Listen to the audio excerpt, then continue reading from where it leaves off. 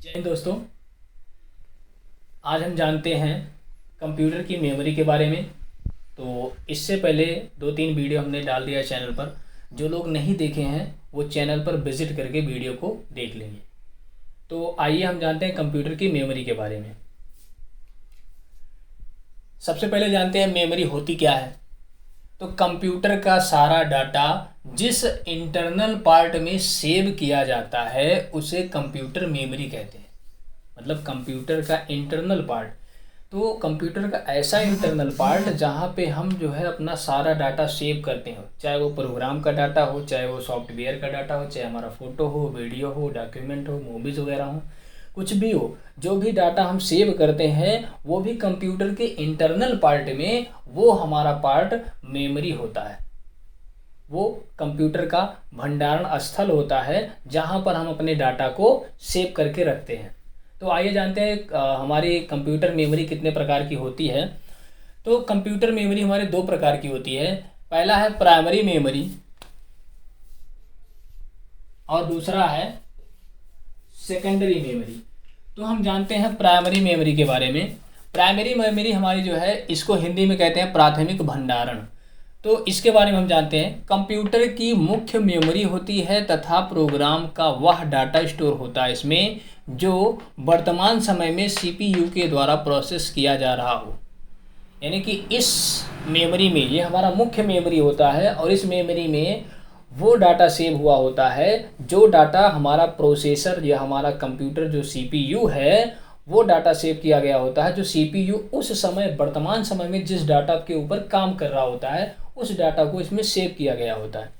तो ये क्या होता है कि प्राथमिक मेमोरी का मतलब ये होता है जहाँ पर काम करने के लिए डाटा को तैयार किया जा रहा हो या डाटा पर काम किया जा रहा हो, जिस मेमोरी में रखकर डाटा पर काम किया जाता है उसको प्राथमिक मेमोरी यानी कि प्राथमिक भंडारण या प्राइमरी मेमोरी कहते हैं। तो इसमें आपका आता है रैम आता है, कैच मेमोरी आता है, रोम आता है। तो रैम के बारे में हम आपको किसी और वीडियो में बता देंगे। इनके बारे में कैच मेमोरी हो गया, रोम हो गया, तो इन सबको जो है किसी और वीडियो में हम अलग बता देंगे क्योंकि वीडियो बड़ी हो जाएगी। इसलिए छोटी सी वीडियो में कोशिश करेंगे वीडियो छोटी हो और जानकारी आपको ज़्यादा से ज़्यादा मिले। तो एक बार फिर से देखते हैं। तो प्राथमिक मेमोरी, प्राथमिक भंडारण जो होता है कंप्यूटर की वह मेमोरी होती है जिसमें हमारे कंप्यूटर का वह डाटा सेव हुआ होता है जो डाटा हमारे सीपीयू के द्वारा उस समय प्रोसेस किया गया होता है। यानी कि जो डाटा निरंतर चल रहा होता है उस डाटा को सेव करके रखा गया होता है जो हमारा सीपीयू प्रोसेस करता रहता है, उसको सेव करने के लिए तैयार कर रहा होता है, उस पर काम कर रहा होता है। आपका ये 3 प्रकार का होता है। इसमें 3 पार्ट होते हैं, रैम होता है, कैच मेमोरी होता है और रोम होता है। तो इनको किसी और वीडियो में हम आपको विस्तार रूप से समझा देंगे। आगे बढ़ते हैं। आपका सेकेंडरी मेमोरी होता है। सेकेंडरी मेमोरी का मतलब होता है द्वितीयक भंडारण। तो सेकेंडरी मेमोरी में जैसे आपका क्या हो गया, इसमें सारे डाटा सॉफ्टवेयर के, कंप्यूटर के जैसे इमेज, वीडियो, डॉक्यूमेंट आदि स्टोर किया जाता है। यानी कि जो इसमें डाटा होता है हमारा, चाहे वो हमारा मतलब ये हमेशा के लिए सेव किया गया डाटा होता है, चाहे वो हमारा सॉफ्टवेयर का डाटा हो, चाहे हमारे कंप्यूटर का डाटा हो, चाहे डॉक्यूमेंट हो, चाहे वीडियो हो, जो भी हो वो हमारा सेव करके रख दिया गया होता है। यानी कि इसमें अब छेड़छाड़ करने वाली बात नहीं होती है। तो ये डाटा जो है सेव करके रख दिया गया होता है, ये प्रॉपरली हमेशा के लिए सेव ही हो जाता है। आगे बढ़ते हैं। तो इसकी क्षमता अधिक होती है। हाँ, इसकी क्षमता जो है आपके प्राथमिक मेमोरी के मुकाबले में अगर कंपैरिजन किया जाए प्राथमिक मेमोरी और द्वितीय मेमोरी की क्षमता के बारे में, तो दोनों की क्षमता जो है इसमें आपकी द्वितीयक मेमोरी यानी कि द्वितीयक भंडारण की क्षमता जो है वो अधिक होती है। जैसे हमारा जिसमें हार्ड डिस्क वगैरह आता है, आपका वो पेन ड्राइव वगैरह आता है, तो ये आपका द्वितीयक मेमोरी में होता है। तो आगे बढ़ते हैं।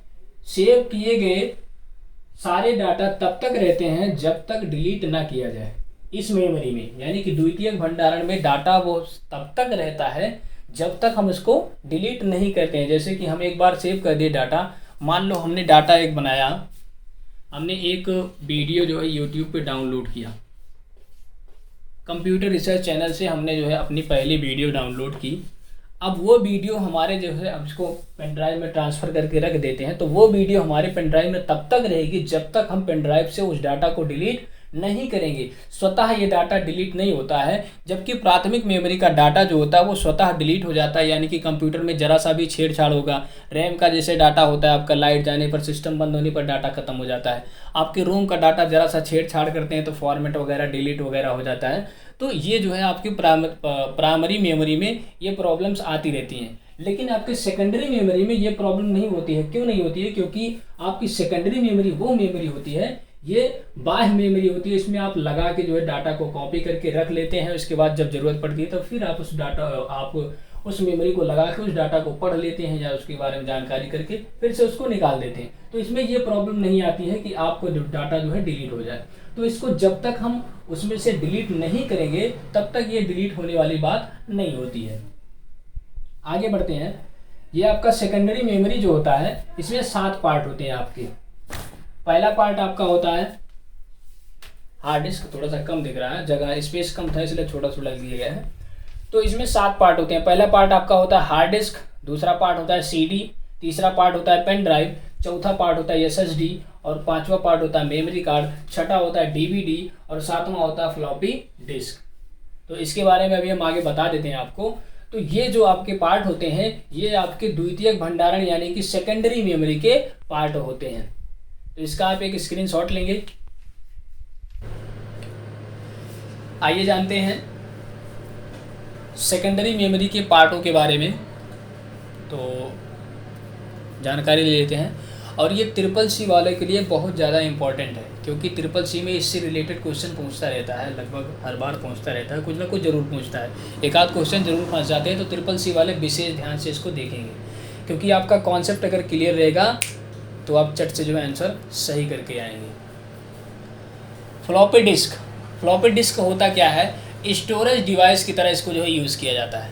फ्लॉपी डिस्क को स्टोरेज डिवाइस की तरह यूज़ किया जाता है। हालांकि फ्लॉपी डिस्क वगैरह और कई सारे होते हैं जो आपके कंप्यूटर के साथ जो जुड़े होते हैं, मॉनिटर, माउस, कीबोर्ड और ये CPU। इसके अतिरिक्त जो भी डिवाइस जोड़े जाते हैं, जैसे हमारा पेन ड्राइव हो गया, मॉडेम वगैरह हो गया, ये सारे हमारे फ्लॉपी डिस्क होते हैं।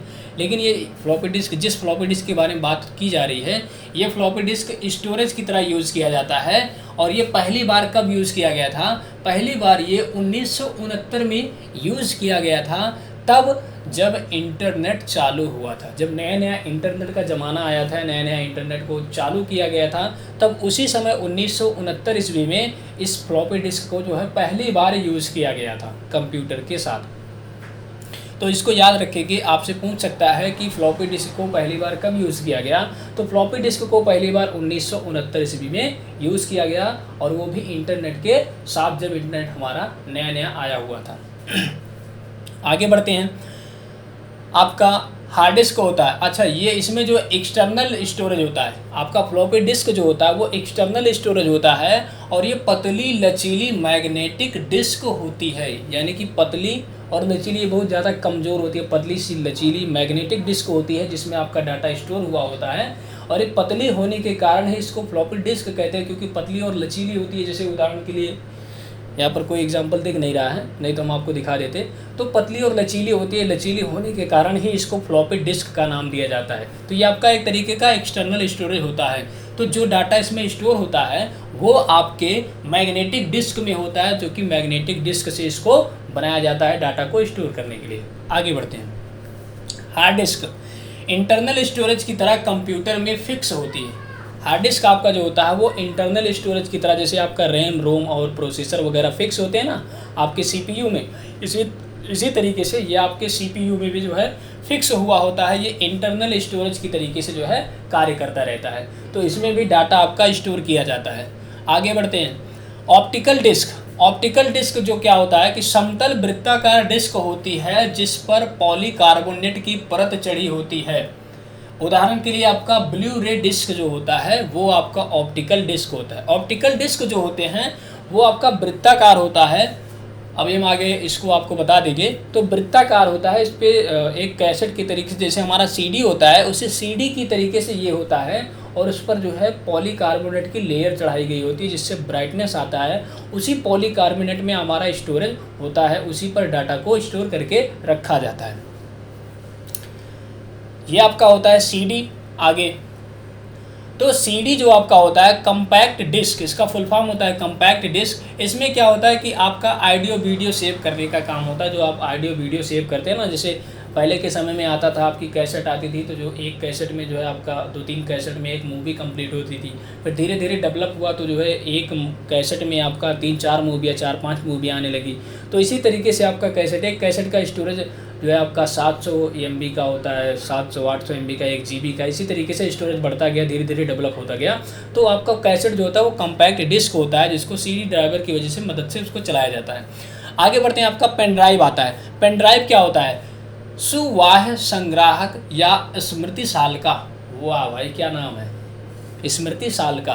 तो ये जो है नाम बहुत बढ़िया भाई, हमको नाम तो अच्छा लगा, पेन ड्राइव का हिंदी नाम जो है हमको बहुत बढ़िया लगा।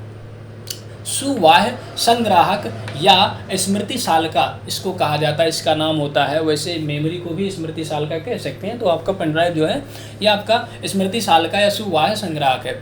तो इसका काम क्या होता है? इसका काम होता है डाटा को सेव तथा बैकअप करना। ये जो है डाटा को सेव रखने के लिए तथा डाटा को बैकअप अगर करना होता है तब जो है हम पेन ड्राइव का यूज़ करते रहते हैं। तो पेन ड्राइव का यूज़ डाटा को सेव करना और उसको बैकअप करने के लिए किया जाता है। तो आपसे पूछ सकता है कि आपका डाटा को बैकअप करना या फिर स्टोर करने के लिए किसका यूज़ करते हैं? तो आप पेन ड्राइव का यूज़ करते हैं। आगे बढ़ते हैं, SSD का फुल फॉर्म होता है सॉलिड स्टोर ड्राइव। वाह भाई, सॉलिड स्टोर ड्राइव। तो सॉलिड स्टोर ड्राइव जो आपका होता है फ्लैश मेमोरी की तरह यूज़ करते हैं। आगे हम बताते हैं आपको फ्लैश मेमोरी क्या होता है। तो फ्लैश मेमोरी की तरह इसको यूज़ करते हैं। आगे बढ़ते हैं, इसमें आपका DVD आता है। DVD का फुल फॉर्म होता है डिजिटल वर्सटाइल डिस्क। ये जो है 1995 में आपका सोनी तथा पैनासोनिक और सैमसंग, ये तीनों कंपनियां मिलकर, सोनी कंपनी, पैनासोनिक और आपका सैमसंग कंपनी, तीनों कंपनियों ने मिलकर 1995 ईस्वी में इसकी शुरुआत की। जिस तरीके से हमारा जो है फ्लॉपी डिस्क की शुरुआत 1969 में हुई थी, उसी तरीके से आपके CD यानी कि आपके DVD डिजिटल वर्सटाइल डिस्क की शुरुआत सोनी, पैनासोनिक और सैमसंग कंपनी की मदद से जो है शुरुआत किया गया। तो इसका आप एक स्क्रीनशॉट लेंगे। आइए जानते हैं फ्लैश मेमोरी के बारे में। तो फ्लैश मेमोरी होती क्या है? यह रोम का एक हिस्सा होता है और इसे सिलेक्ट या फिर ब्लॉक इकाई में लिखा जाता है, सेक्टर या फिर ब्लॉक इकाई में लिखा जाता है। यानी कि जो आपकी फ्लैश मेमोरी होती है उसको जो है सेक्टर या फिर ब्लॉक वाली इकाइयों में लिखा जाता है। और ये जो है रेडियो, PD यानी कि पेन ड्राइव आपका टैबलेट, प्रिंटर, ये पेन ड्राइव यहाँ पे हालांकि लिख दिए हैं, में इसका जो है यूज़ किया जाता है। ये जो आपका रेडियो होता है, आपका पेन ड्राइव होता है, आपका प्रिंटर होता है, आपका टैबलेट होता है, इसमें जो है आपके फ्लैश मेमोरी का यूज़ किया जाता है डाटा को स्टोर करने के लिए। तो आपसे पूछ सकता है, CCC वालों से पूछ सकता है कि फ्लैश मेमोरी का यूज़ कहाँ किया जाता है? तो फ्लैश मेमोरी का यूज़ डाटा को स्टोर करने के लिए किया जाता है रेडियो में, PD में और आपके टैबलेट में, प्रिंटर में आदि। आते हैं ऑप्टिकल डिस्क के बारे में। अभी हमने बताया थोड़ी देर पहले ऑप्टिकल डिस्क के बारे में, तो इसमें जो है डिटेल से जान लेते हैं ऑप्टिकल डिस्क होता क्या है। तो ऑप्टिकल डिस्क जो होता है वो समतल वृत्ताकार डिस्क के ऊपर पॉलीकार्बोनेट, आप इसको ध्यान में रखेंगे, ये जो है बहुत ज़्यादा इंपॉर्टेंट हो जाता है पॉलीकार्बोनेट। इस पर जो है इसको भैया हाईलाइट कर दो।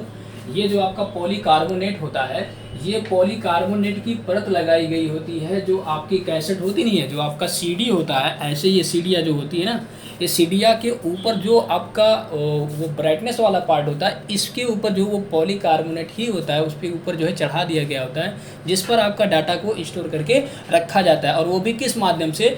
डाटा को जो है होल और पिट के रूप में स्टोर करके रखा जाता है। होल और पिट, होल का मतलब गड्ढा होता है, पिट का मतलब उभरा हुआ भाग। यानी कि जैसे आपका ऐसे लाहर के नुमा तरीके से ऐसे होता है, तो आपका होल और पिट के माध्यम से इसमें डाटा को स्टोर करके रखते हैं। और इस पर उपस्थित डाटा को पढ़ने के लिए, इस पर उपस्थित डाटा को पढ़ने के लिए लेज़र का यूज़ किया जाता है। ऐसे लेज़र का लाइट डालते हैं जिसकी वजह से आपका डाटा जो है दिखने लगता है। जैसे आपका वो पिछली वीडियो में हमने बताया था, जैसे आपका प्रोजेक्टर कार्य करता है, फोकस करता है स्क्रीनिंग करने के लिए पर्दे पे, उसी तरीके से आपका लेज़र डाल के ऑप्टिकल डिस्क के डाटा को पढ़ते हैं। तो आशा करते हैं ये आपको समझ में आया होगा। मिलेंगे किसी और क्लास में किसी और वीडियो के साथ, तब तक के लिए जय हिंद।